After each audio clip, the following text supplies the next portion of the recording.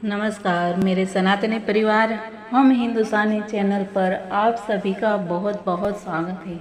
मित्रों, 3 दिन से एकादशी की बात कर रहे हैं, जिसमें कुछ महत्वपूर्ण बातें जो करना बहुत ही जरूरी होता है।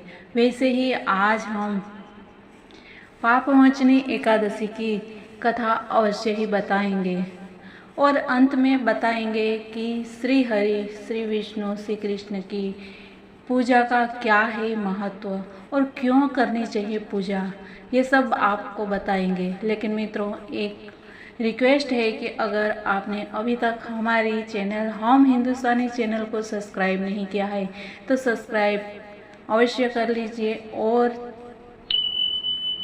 अगर वीडियो पसंद आए तो लाइक और शेयर करना मत भूलिए। तो मित्रों, शुरू करते हैं पापमोचनी एकादशी की कथा। एक कथा के मुताबिक भगवान कृष्ण युधिष्ठिर से कहते हैं कि राजा मानधाता ने लोमस ऋषि से जब पूछा कि मनुष्य जो जाने अनजाने में पाप करता है उससे कैसे मुक्त हो सकता है। ऋषि ने समझाते हुए कहा कि चैत्ररथ नामक एक वन था। इस वन में इंद्रदेव, अप्सरा और गंधर्व कन्याओं के साथ भ्रमण किया करते थे, और यही वह वन था जहाँ च्यवन ऋषि के पुत्र मेघावी तपस्या करते थे। अप्सराएं कामदेव की अनुचरी थी और कामदेव शिव के विद्रोही थे।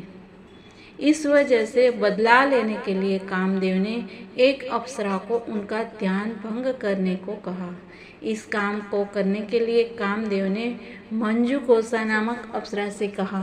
मंजुघोषा ने अपने नृत्य और हाव भाव से ऋषि का ध्यान भंग कर दिया और ऋषि उसके प्रेम में पड़ गए। धीरे धीरे दोनों जगह जगह घूमने लग गए और उन दोनों को रात और दिन का भी ध्यान नहीं रहा। मंजुघोषा और ऋषि मेघावी कई सालों तक साथ रहे। एक दिन जब मंजुघोषा ने स्वर्गलोक जाने की अनुमति मांगी तो ऋषि ने उसे मना किया। इसी समय ऋषि को एहसास हुआ कि वह रसातल में जा चुका है, उसकी तपस्या भंग हो चुकी है, और इस सब का कारण उसने मंजुघोषा को माना और पिशाच होने का श्राप दे दिया। मंजुघोषा ने जब अपने किए की गलती की माफ़ी मांगी तो ऋषि ने उसे पापमोचनी एकादशी का व्रत करने की सलाह दी और कहा कि इससे ही तुम्हारे पाप खत्म होंगे। मेघावी ऋषि जब वापस आश्रम पहुँचे तो उन्होंने अपने पिता को सारी बात बताई। च्यवन ऋषि ने कहा कि तुमने मंजुघोषा को श्राप देकर खुद को पाप का बना लिया, और अगर तुम्हें अपने पाप खत्म करने हैं तो तुम्हें भी पापमोचनी एकादशी का व्रत करना होगा। इस तरह ऋषि के पाप नष्ट हुए और मंजुघोषा को भी मुक्ति मिली। यह कथा इस बात का प्रमाण है कि इस व्रत को करने से सारे पाप नष्ट हो जाते हैं। तो मित्रों, ये कथा आप भी एकादशी के दिन अवश्य सुनिए, जिनसे कोई भी जाने अनजाने में किए गए पाप से मुक्ति मिलती है। मित्रों, अब जानते हैं कि पूजा का क्या है महत्व। जन्म जन्मांतर सहस्रेण तपो ध्यान समाधिना नराणाम क्षीण पापानाम कृष्णे भक्ति प्रजायते। नारद जी ने कहा है कि हजारों जन्म के किए हुए तप, ध्यान और समाधि के द्वारा क्षीण पाप वाले मनुष्यों की भक्ति कृष्ण में उत्पन्न होती है। किम तस्य दानैः किम तीर्थ किम तपोभिः किमध्वरैः यो नित्यं ध्यायते देवं नारायण मनन्यधीहि। विश्वामित्र ने कहा कि जो व्यक्ति एकतांता के साथ नित्य ही भगवान नारायण का ध्यान करता है, उस व्यक्ति के लिए दान, तीर्थ, तप और यज्ञों से क्या लाभ, अर्थात एकनिष्ठ ध्यान से यज्ञ, तप आदि का फल स्वयं प्राप्त हो जाता है। नित्योत्सवो भवेत् तेषां नित्यं नित्यं च मंगलम तेषां हृदयस्थो भगवान मंगलायतनं हरिः। अर्थात जमदग्नि ने कहा है कि जिनके हृदय में मंगलायतन भगवान हरि विद्यमान है उनके लिए सदा उत्सव है और नित्य मंगल ही मंगल है।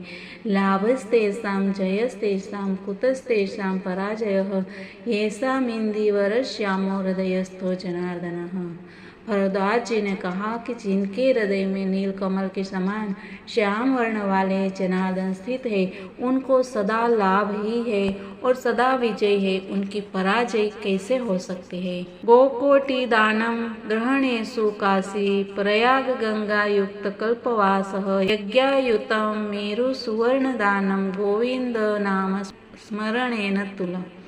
गौतम जी ने कहा कि करोड़ों गोवों का दान ग्रहण में काशी का स्नान, प्रयाग में गंगा तट पर 10,000 कल्प पर्यंत वास करना, 10,000 यज्ञ करना और मेरु पर्वत के बराबर स्वर्ण का दान करना, ये सभी गोविंद नाम के एक बार स्मरण करने के समान है।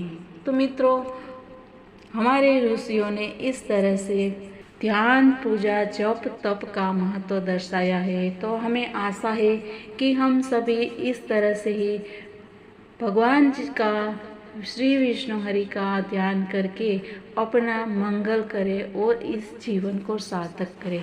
मित्रों, मिलते हैं कल कुछ नई बातों के साथ। तब तक के लिए जय हिंद, वंदे मातरम, भारत माता की जय।